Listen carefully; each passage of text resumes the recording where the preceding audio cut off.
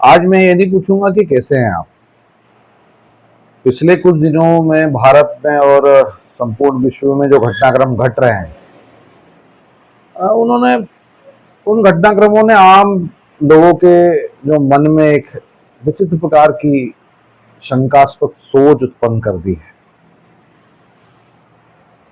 मैं सामान्यतः रोज किसी एक विषय पर अपना वीडियो बनाता हूं, लेकिन पिछले 3-4 दिनों से मैं नहीं बना रहा था। भारत में एक घटना घटी जिसका कोई उद्देश्य जियोपॉलिटिक्स नहीं है, लेकिन उस घटना का प्रस्तुतिकरण जिस तरीके से हमारे मेन स्ट्रीम मीडिया और अन्य समाचार माध्यमों में किया गया, हालांकि विषय चिंताजनक था। मध्य प्रदेश के इंदौर में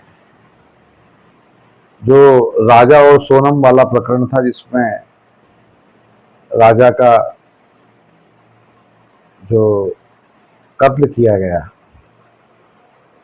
अब उसमें क्या है, विषय क्या है, ये हमारा मुद्दा ही नहीं है। लेकिन हमारी सामाजिक व्यवस्थाओं को कहीं ना कहीं इस प्रकार की घटनाएं चोट पहुंचाती है। 15 अगस्त 1947 के पहले ऐसा नहीं था। भारत एक समृद्ध देश नहीं था। भारत धन धान्य से संपन्न देश था। लेकिन मुगल आक्रमणकारियों और फिर उसके बाद ब्रिटिश एम्पायर ने भारत की धन धान्य संपदा को लूटने में कोई कसर नहीं छोड़ी। 15 अगस्त 1947 के बाद हमारे पास अगर कोई एक तटस्थ चीज थी जिसपे हम गर्व महसूस कर सकते थे, तो वह था हमारा समाज, हमारी संस्कृति, हमारा धर्म, हमारे मूल्य। जब इस प्रकार की घटनाएं घटती हैं तो निश्चित तौर पे हमारे भारत देश का जो मूल आधार है, हमारी संस्कृति, हमारा धर्म, हमारे मूल्य, हमारा समाज, उस पर चोट पहुंचती है। चलिए आगे बढ़ते हैं। यह विषय सामाजिक वैज्ञानिकों का है, हमारे धर्माचार्यों का है, पारिवारिक व्यवस्थाओं का विषय है। फिर एक घटना घटी इजराइल के द्वारा जो ईरान पर हमला किया गया। अब फिर आप बोलेंगे कि ये तो उनका कॉन्फ्लिक्ट है, कई दिनों से चल रहा है, इसमें विशेष क्या है।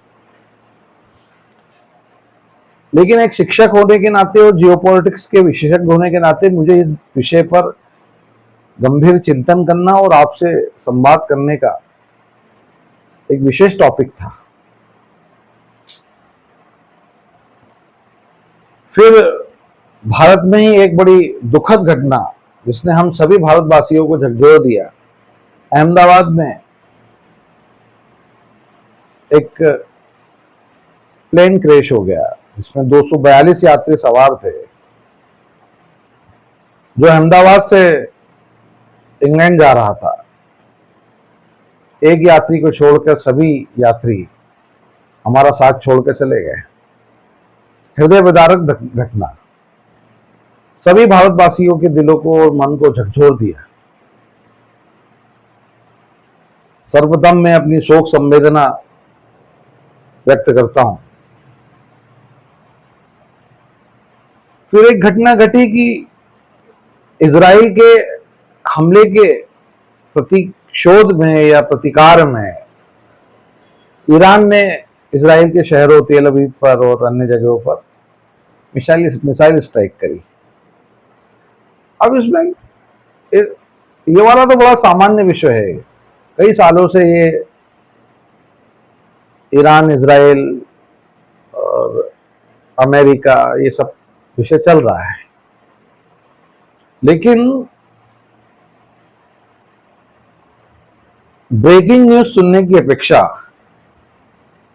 व्यक्ति को विषयों के मूल में जाना अनिवार्य है, क्योंकि ये ब्रेकिंग न्यूज जो है वो व्यक्ति को भ्रमित कर सकती हैं, एक अलग तरीके का माइंडसेट डेवलप कर सकती है कि आखिर कारण क्या है कि ये ईरान इजराइल और ये ईरान अमेरिका का ये संघर्ष क्यों है।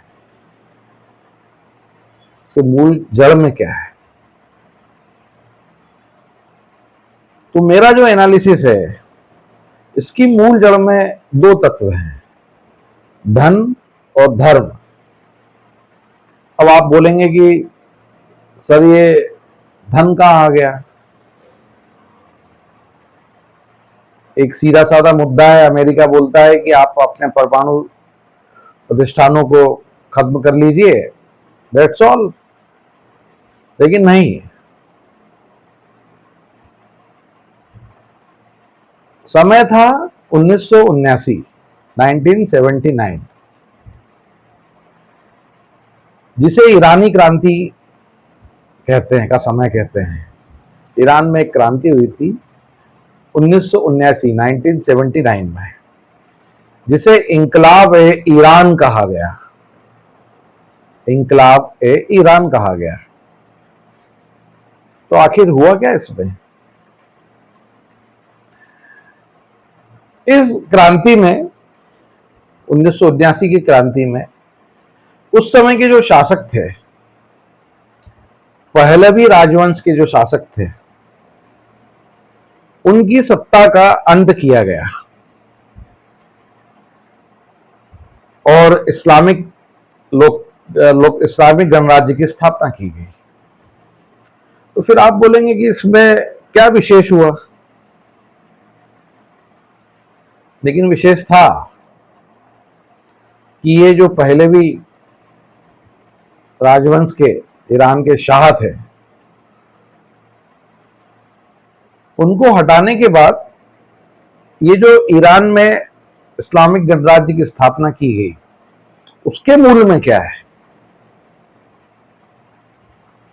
तो 1979 में पहलवी वंश के जो ईरानी शाह है, उनको अपदस्थ करके रुहुल्लाह खुमैनी जो धर्मगुरु थे, वो सर्वोच्च धार्मिक गुरु के रूप में ईरान के इस्लामिक गणराज्य के प्रमुख बने। लेकिन इस पूरी घटनाक्रम के मूल में था 1953 की घटना, कि अभी तो 1979 में तख्ता पलट हुआ, लेकिन इसके मूल में थी 1953 की ईरान में हुए तख्ता पलट की घटना। अब आप बोलोगे कि अरे उस समय भी तख्ता पलट हुआ था, तो इससे अभी का जो कॉन्फ्लिक्ट चल रहा है उसका क्या वो है, संबंध है?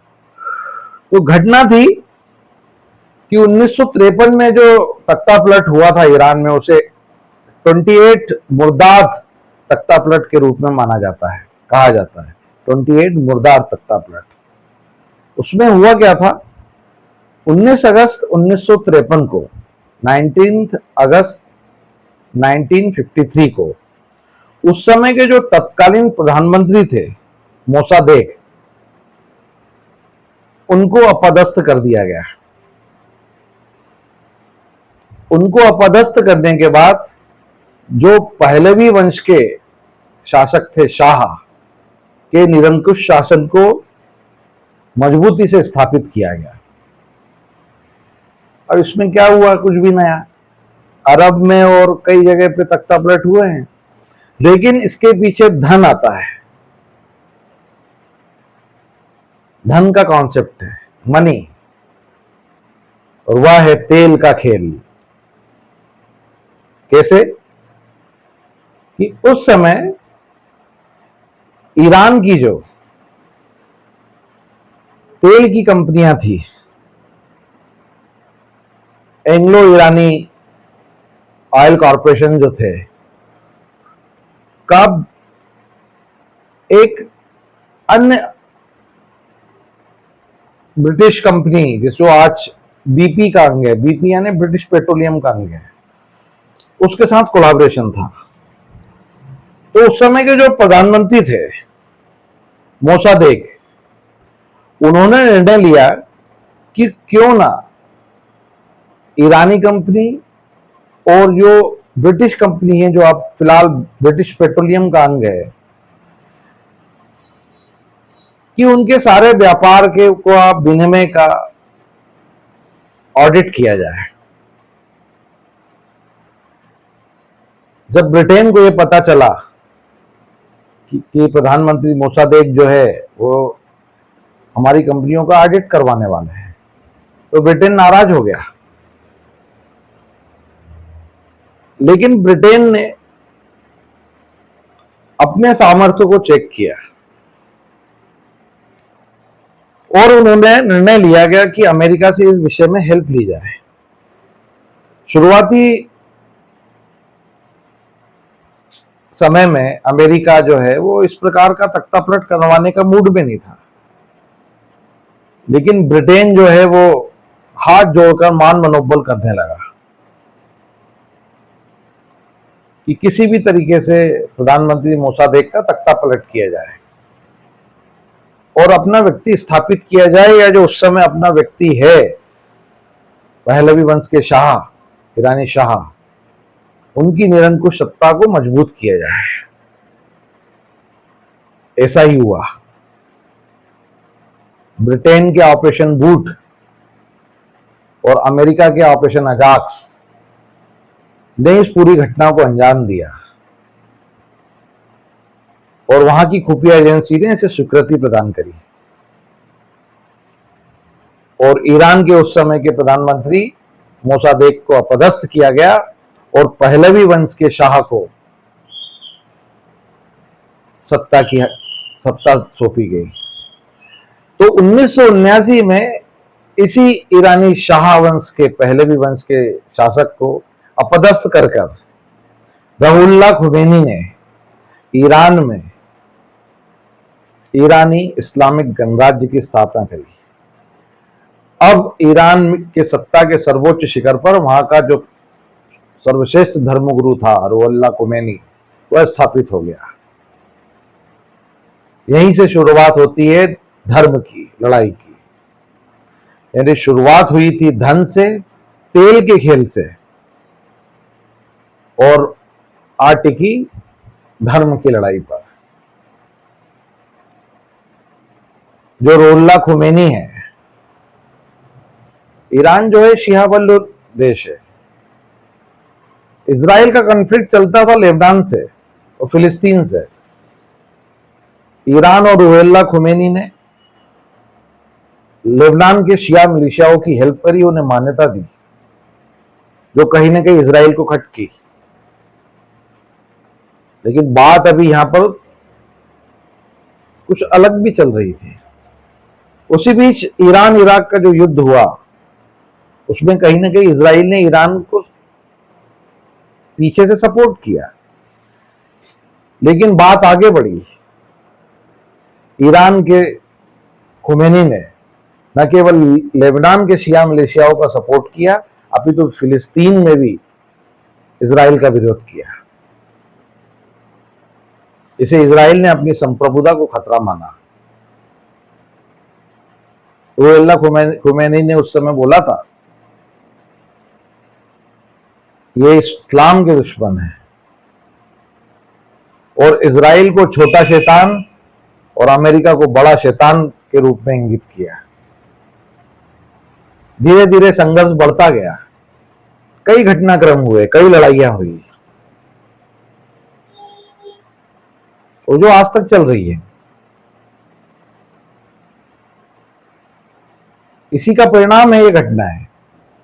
इसके मूल में जो है धन है, शुरुआत में जिसने धर्म की लड़ाई का रूप इख्तियार कर लिया। अभी पिछले 2-3 दिनों में इजराइल और ईरान ने एक दूसरे के ऊपर जो पलटवार किया है, उसने पूरे विश्व को चिंतित कर दिया है। लेकिन विश्व के चिंतित होने से ज्यादा आवश्यक है कि भारत इस विषय में क्या सोचता है। भारत के लिए जो कॉन्फ्लिक्ट है वो कितना प्रभावित करने वाला है। भारत के भी हित है, ईरान भी हमारा मित्र देश है, और इजराइल तो हमारा बड़ा मित्र देश है। तो ये जो घटनाक्रम है उसमें भारत की स्थिति क्या हो, भारत का स्टैंड क्या हो। भारत ने ईरान में अपना इन्वेस्टमेंट करके रखा हुआ है। चाबार बंदरगाह के रूप में। और ईरान ने भारत के ऊपर जब भी कोई आतंकवादी घटनाएं घटी हैं या कोई खराब परिस्थितियां उत्पन्न हुई हैं, तो उसने भारत का हमेशा पक्ष रखा है। लेकिन इजराइल भी हमारा सर्वश्रेष्ठ मित्र है। आजादी के बाद से ही जब भी भारत देश के ऊपर कोई संकट आया, इजराइल एक मित्र की भांति हमारे साथ खड़ा रहा और आज भी है। चाहे कृषि क्रांति हो, चाहे हमारी सैन्य इंस्टॉलमेंट्स को मजबूत करना हो, सेनाओं को मजबूत करना हो, इजराइल ने हमेशा भारत का मजबूती से पक्ष रखा है, मजबूती से साथ दिया है। अभी अडानी की कंपनी का भी बहुत सारा इन्वेस्टमेंट इजराइल में है। तो ऐसी स्थिति में भारत को क्या करना चाहिए? क्या तटस्थ की जो नीति है उसे भारत को कायम रखना चाहिए? नहीं। भारत कब तक तटस्थ रहेगा? रूस यूक्रेन युद्ध में भारत तटस्थ रहा। उसका परिणाम यह हुआ कि कुछ हद तक यानी 5-10% का हो, रशिया का हम खुलकर समर्थन नहीं कर पाए। जबकि यूक्रेन एक ऐसा देश था जिसने पाकिस्तान के मिलिट्री को कई सारे हथियार दिए हैं, खासकर टैंक्स। तो ऐसी स्थिति में भारत को न इजराइल का न ईरान का पक्ष लेके इस समस्या के संपूर्ण निदान की ओर प्रयास करना चाहिए। यही प्रयास जो है का परिणाम है कि कल हमारे विदेश मंत्री एस जयशंकर ने ईरानी विदेश मंत्री से बात करी और निश्चित तौर पे इस समस्या का हल निकलना पड़ेगा, क्योंकि इस रीजन में अस्थिरता कहीं ना कहीं भारत को प्रभावित करती है। धन्यवाद।